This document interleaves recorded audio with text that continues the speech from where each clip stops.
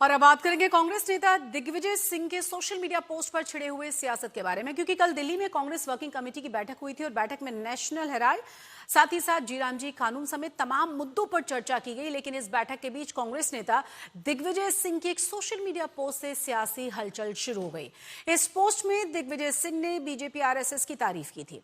उस पर सवाल उठे तो दिग्विजय सिंह ने सफाई दी, लेकिन उन्होंने कहा कि उन्होंने संगठन की तारीफ की है, नरेंद्र मोदी के वो धुर विरोधी रहे हैं।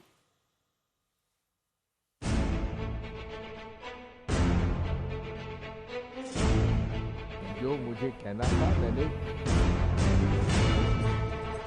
मौका था पार्टी की रणनीति तय करने का, सरकार के खिलाफ मोर्चाबंदी का खाका तैयार करने का।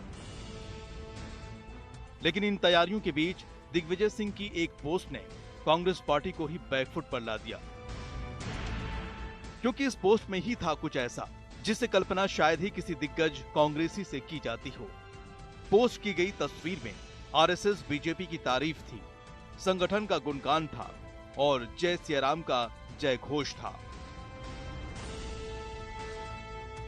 सीडब्ल्यूसी की बैठक से ठीक पहले दिग्विजय सिंह की इस पोस्ट ने कई सवाल खड़े किए। चर्चा छिड़ी कि आखिर दिग्विजय सिंह का इशारा क्या है, आखिर उनके मन में क्या चल रहा है। क्या बीजेपी आरएसएस की तारीफ के जरिए दिग्विजय सिंह ने पार्टी में अपनी नाराजगी जताई है? क्या इस पोस्ट के जरिए दिग्विजय सिंह का इशारा किसी खास व्यक्ति की ओर था, या फिर क्या शशि थरूर जैसे नेताओं के रुख के बीच दिग्विजय पार्टी के सामने नई चुनौती बन रहे हैं? हालांकि विवाद उठते ही दिग्विजय सिंह की सफाई सामने आई और उन्होंने इस पोस्ट की वजह भी बताई। राष्ट्रीय स्वयंसेवक संघ की विचारधारा का मैं विरोधी हूँ, क्योंकि ये पूरे तरीके से न तो संविधान को मानते हैं, न देश के कानून को मानते हैं, और अपंजीकृत संस्था है जिस पर कोई कानून लागू नहीं होता। लेकिन उनकी संगठन क्षमता का मैं प्रशंसक इसलिए हूँ कि एक ऐसी संस्था जिसका पंजीयन नहीं है, वो आज देश में इतनी शक्तिशाली हो गई कि देश के प्रधानमंत्री लाल किले से कहते हैं कि ये विश्व का सबसे बड़ा एनजीओ है। लेकिन अपने से पहले दिग्विजय सिंह बीजेपी को कांग्रेस पर हमले का बड़ा मौका दे चुके थे, लिहाजा हमले भी शुरू हो गए। भारतीय संस्कृति, जीवन मूल्य, परंपरा और दर्शन के आधार पर एक ऐसे राष्ट्र का पुनर्निर्माण जो भौतिकता की अग्नि में दग्ध विश्व मानवता को शाश्वत शांति के पथ का दिग्दर्शन कराएगा, इस काम में लगे हैं संघ के स्वयंसेवक।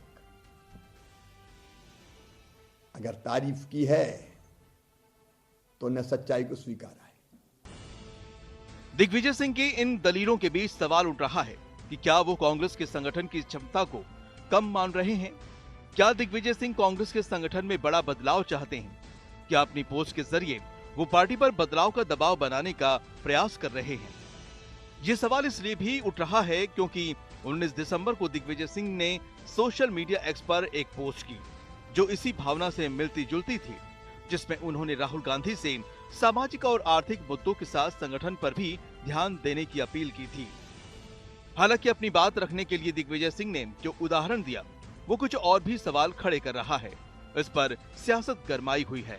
ये भारतीय जनता पार्टी अपने कार्यकर्ताओं की पार्टी है और भारतीय जनता पार्टी का कार्यकर्ता मंडल अध्यक्ष से लेकर के बूथ अध्यक्ष से लेकर के किसी भी पद पर सर्वोच्च पद यानी राष्ट्रीय अध्यक्ष पद तक पहुंच सकता है। इस बार आपने हमारे जो कार्यवाहक अध्यक्ष बने हैं आदरणीय नितिन नवीन जी की जब मतलब उनका तैनाती हुई, आपने देख लिया है कि भारतीय जनता पार्टी कार्यकर्ताओं की ही पार्टी है और एक कार्यकर्ता किसी भी पद पर पहुंच सकता है। आरएसएस और बीजेपी के खिलाफ या सांप्रदायिक शक्तियों के खिलाफ हमेशा आवाज़ उठाते रहे हैं, इसके लिए वो एक तरह से बदनाम है। तो मैं समझता हूं कि दिग्विजय सिंह का जो मंशा है वो यही था कि आरएसएस का जिस तरह का संगठन है उसी प्रकार से कांग्रेस का भी संगठन होना चाहिए।